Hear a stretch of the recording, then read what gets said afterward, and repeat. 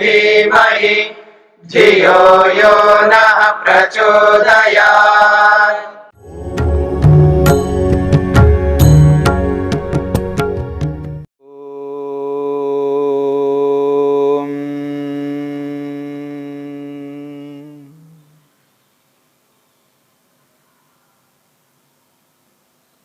मन को एकाग्र करने के उपायों के अंतर्गत महर्षि पतंजलि कृत योग दर्शन के समाधि पाद को लेकर के बहुत सारे सूत्रों के माध्यम से हम यह समझने का प्रयत्न कर रहे हैं मन को किस प्रकार रोका जाए,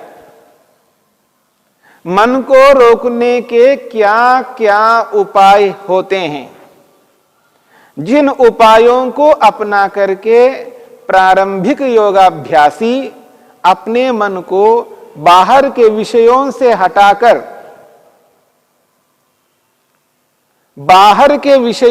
हटाकर उसको ईश्वर में एकाग्र कर सके और परमपिता परमेश्वर का ध्यान कर सके, उसका जप कर सके और एक ऐसी स्थिति को उत्पन्न करे जिस स्थिति में समाधि में ईश्वर का दर्शन कर सके, ईश्वर का साक्षात्कार कर सके। महर्षि पतंजलि कहते हैं मन को जिस किसी भी प्रकार से आप रोक सकते हो उस उपाय को अपना करके मन को रोको।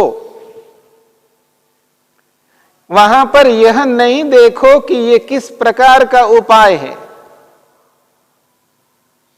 उपाय जिसको आप सामान्य उपाय कह सकते हैं, विशेष उपाय कह सकते हैं, मध्यम उपाय कह सकते हैं, या निकृष्ट उपाय कह सकते हैं, या उत्कृष्ट उपाय कह सकते हैं।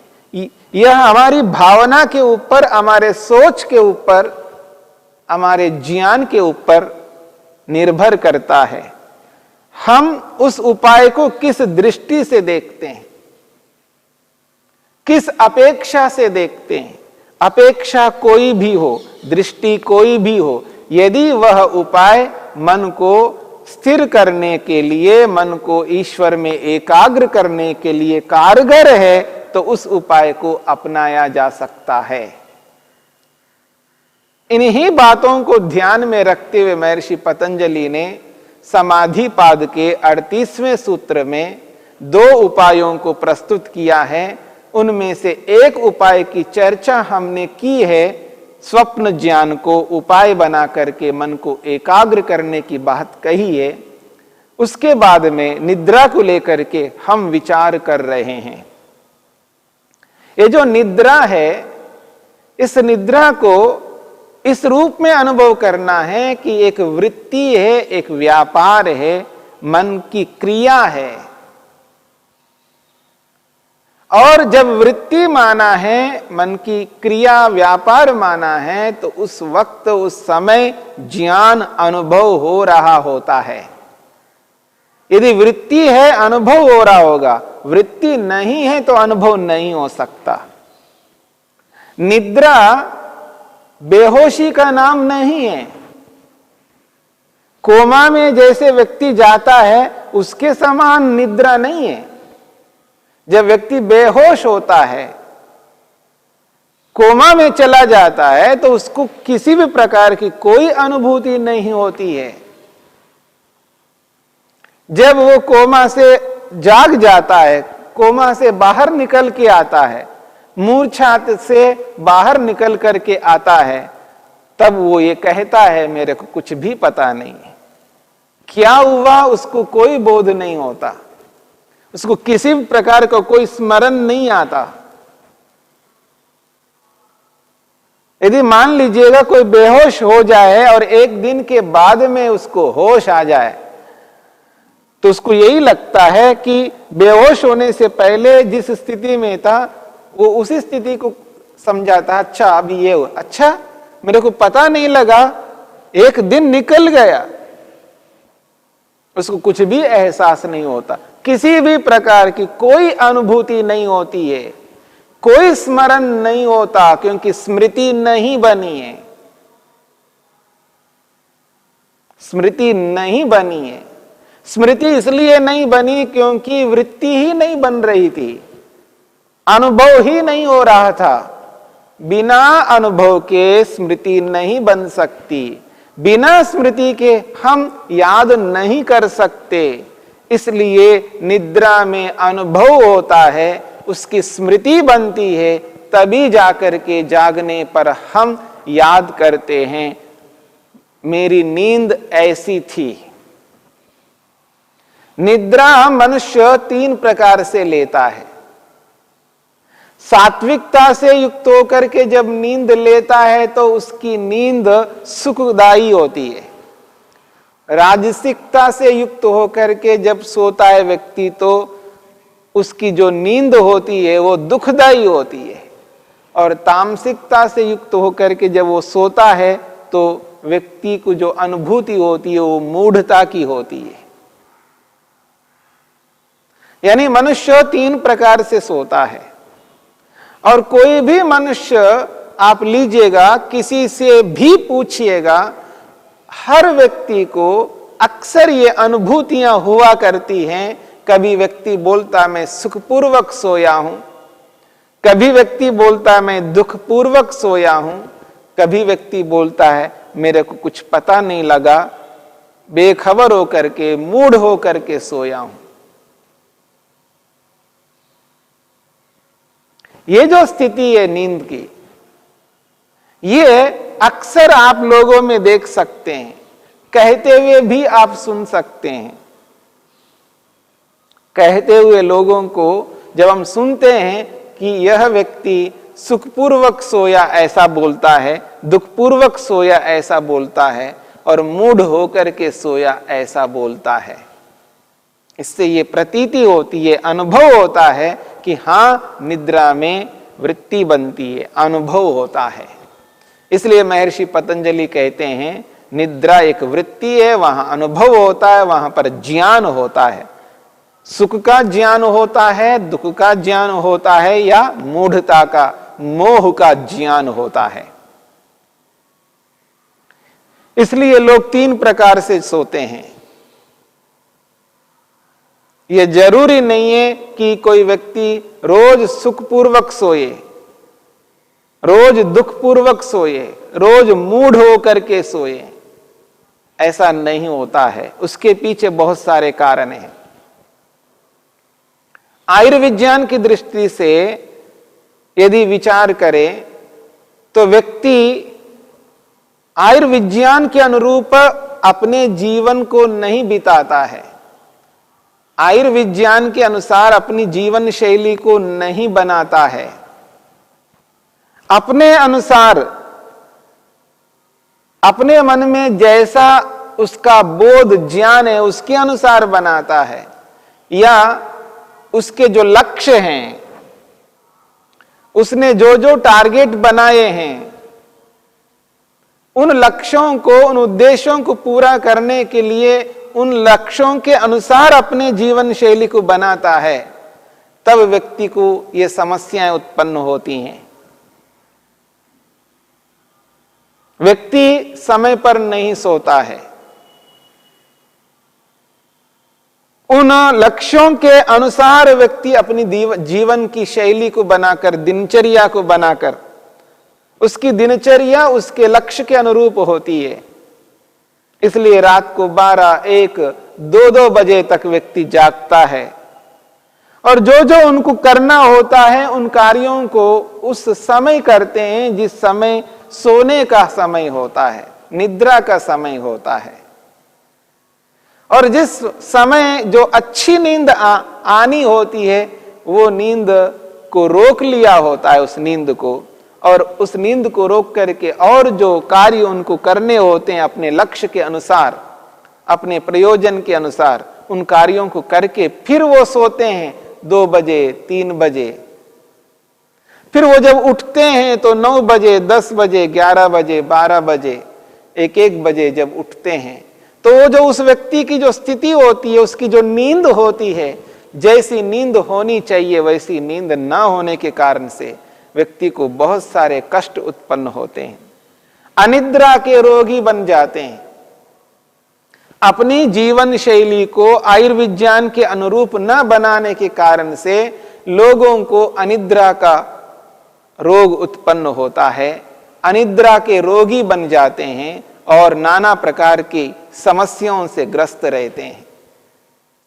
इसलिए निद्रा को उचित रूप में लेना है तो आयुर्विज्ञान के अनुसार, आयुर्वेद के अनुसार, मेडिकल साइंस के अनुसार यदि हम अपनी जीवन शैली को बनाएं, अपनी दिनचर्या को बनाएं, नियमों के अनुसार हम चलें, जीवन को ध्यान में रख कर के उद्देश्यों को बनाएं, न कि उद्देश्यों को ध्यान में रखते हुए अपने जीवन को बनाएं। हम मकान के लिए नहीं है, मकान हमारे लिए है। हम पैसे के लिए नहीं है, पैसा हमारे लिए है। जो साधन दुनिया के हैं, जिनको पाने के लिए हम दिन रात मेहनत कर रहे हैं, उनके लिए हमारा जीवन नहीं है, हमारे लिए वो हैं।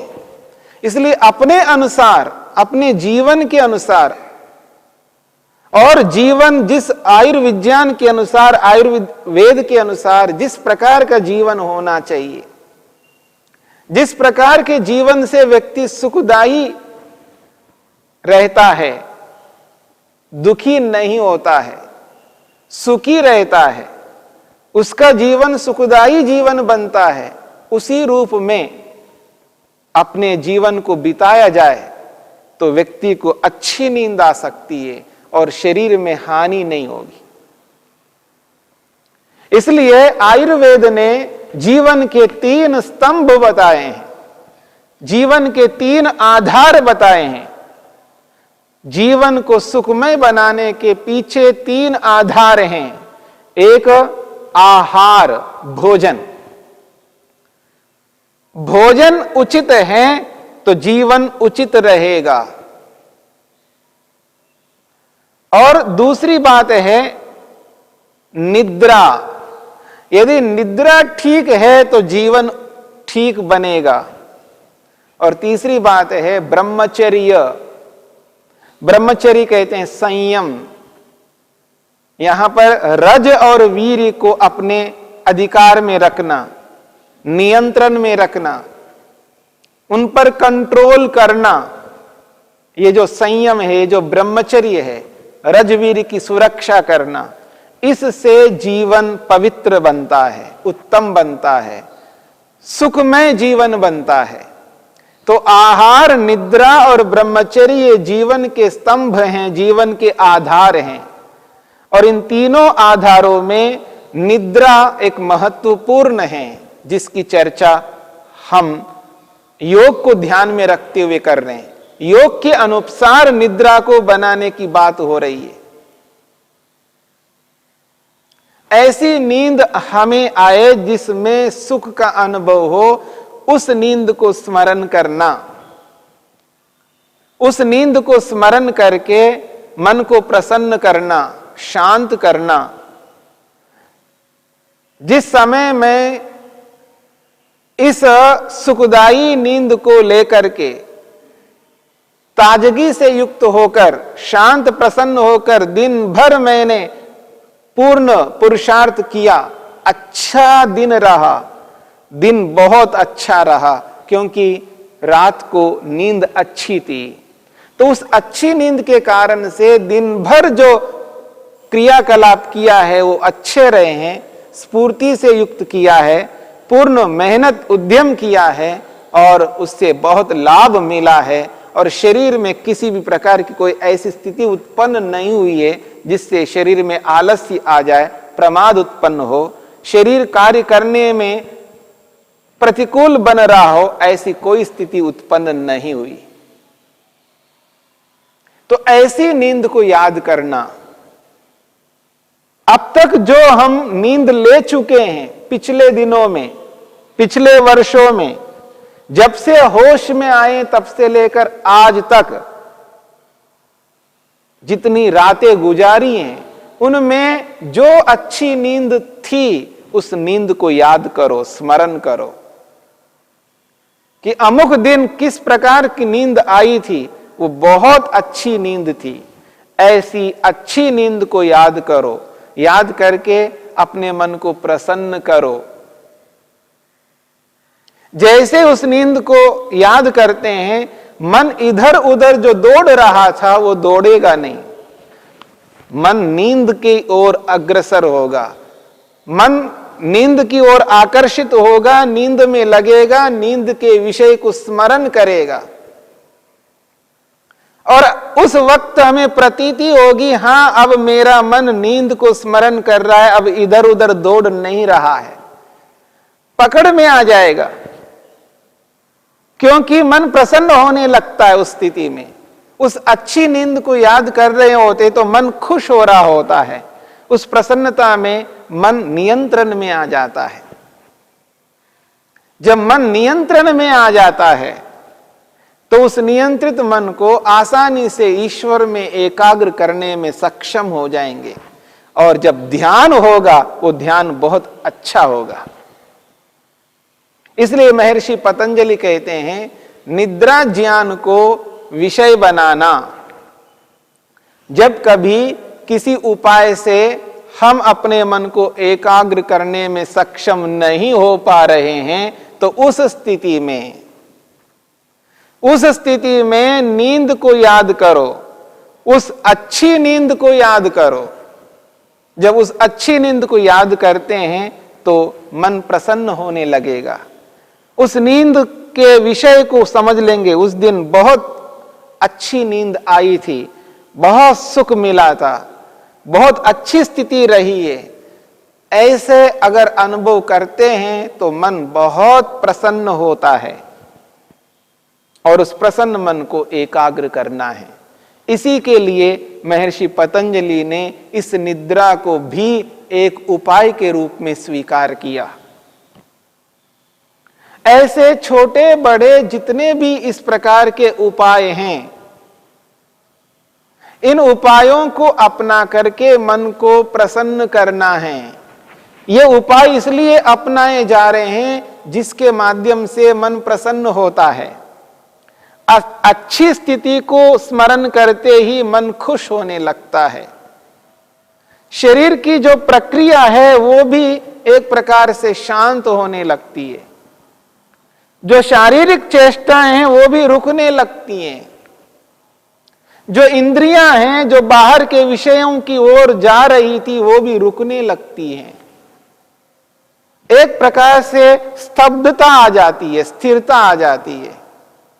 शरीर रुक सा जाता है, इंद्रियां रुक सी जाती हैं, मन रुक सा जाता है, पकड़ में आता है व्यक्ति को। उस स्थिति में आसानी से उस मन को पकड़ करके, यानी ज्ञान पूर्वक अंदर ही अंदर उस मन को हम अपने नियंत्रण में करके ईश्वर में एकाग्र कर लेते हैं, और ईश्वर का ध्यान के रूप में करके हमारा ध्यान उचित रूप में होता है। और एक दिन ऐसा आएगा जब ध्यान की पूर्णता होती है तो समाधि लगेगी, ईश्वर का दर्शन होगा। उसी दर्शन के लिए ये एक स्थूल उपाय है निद्रा।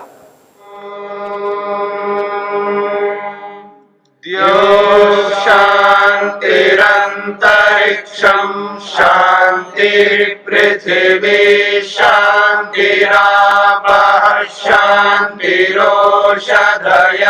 शान्तिः वनस्पतयः शान्तिर्विश्वे देवाः शान्तिर्ब्रह्म शान्तिः सर्वं शान्ति शान्तिरेव शान्ति क्षमा शान्तिरेधि। ॐ शान्ति शान्ति शान्तिः।